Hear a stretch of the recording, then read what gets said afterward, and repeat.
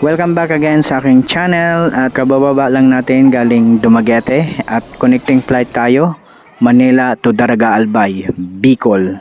At ito kakukuha lang natin ng boarding pass, ready to take off na tayo, preparing. At dito guys, balik konti lang yung pasahero pabiyahing Bicol at maraming bakante. First in water. Do not inflate the life vest inside the aircraft. At ito, preparing for takeoff at approximately around 45 minutes. Bali, darating na tayo ng Bicol.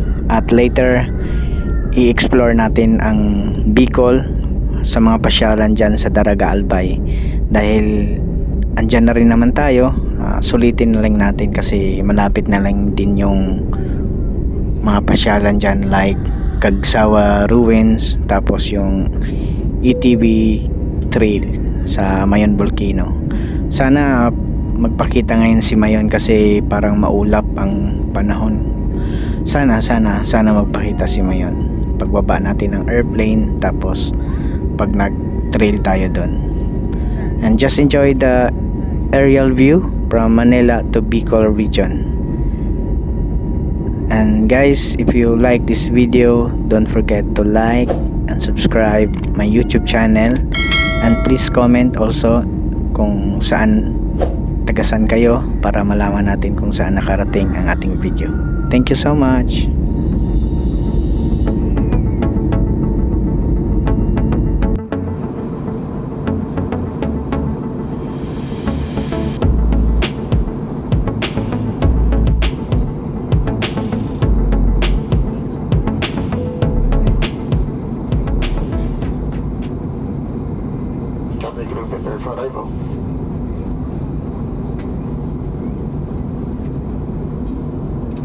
Thank you very much for 5J323 for opening your hearts to help the most vulnerable children and families. To know more about UNICEF program for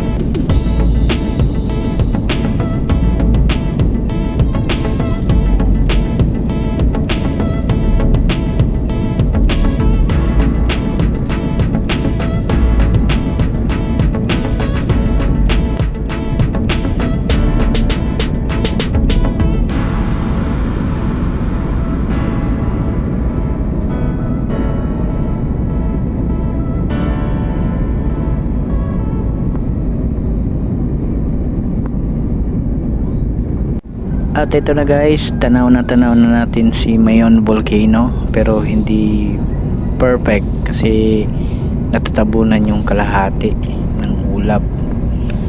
Tama nga yung hula natin kanina na talagang maulap ngayon kasi gaya ng nakikita natin sa biyahe natin kanina, Dumaguete to Manila, talagang daming ulap, lalong lalo na pala dito sa Bicol.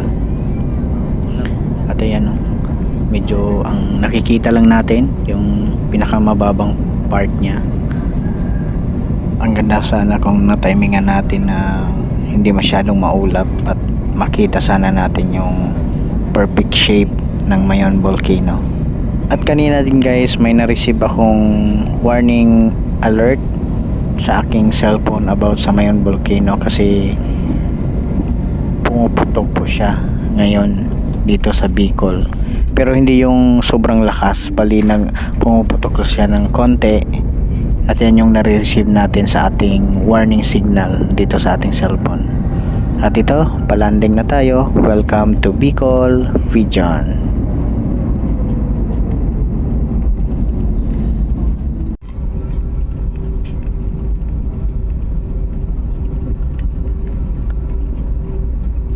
For safety and comfort, please remain seated with your seatbelts fastened until the captain turns off the fasten seatbelt sign. Voice communication with use of mobile phones is prohibited while the cabin doors are closed. Please check your surroundings to ensure you do not leave any of your personal belongings behind. Be cautious when opening the overhead bins as heavy items may have moved during the flight.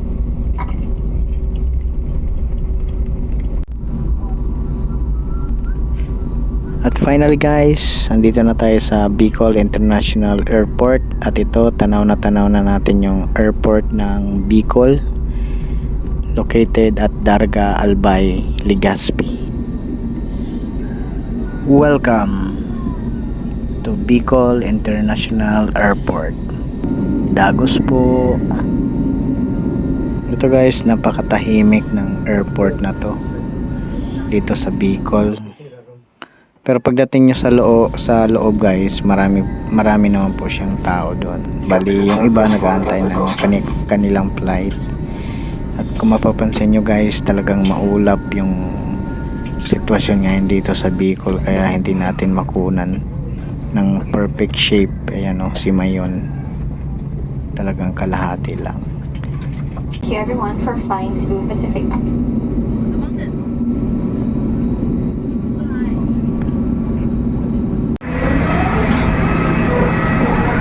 Nahiya si Mayon. To Bicol.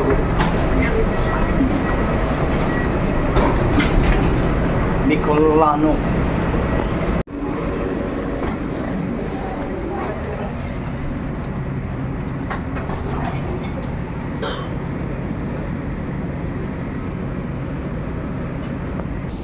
Daraga.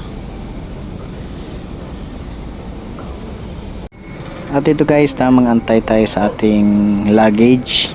At napagdesisyon na naming mag-asawa guys, bali magstay kami dito sa Daraga Albay ng isang araw para mapasyalan na rin yung mga magagandang tanawin dito sa Daraga Albay. Kasi guys, malapit na rin kasi dito yung gaya ng nabanggit ko kanina, yung Kagsawa Ruins tsaka yung ATV Trail. Kaya sana bukas magpakita din si Mayon at sana gumanda ang panahon. At kung nagustuhan mo ang video na to guys, please don't forget to like and subscribe my YouTube channel.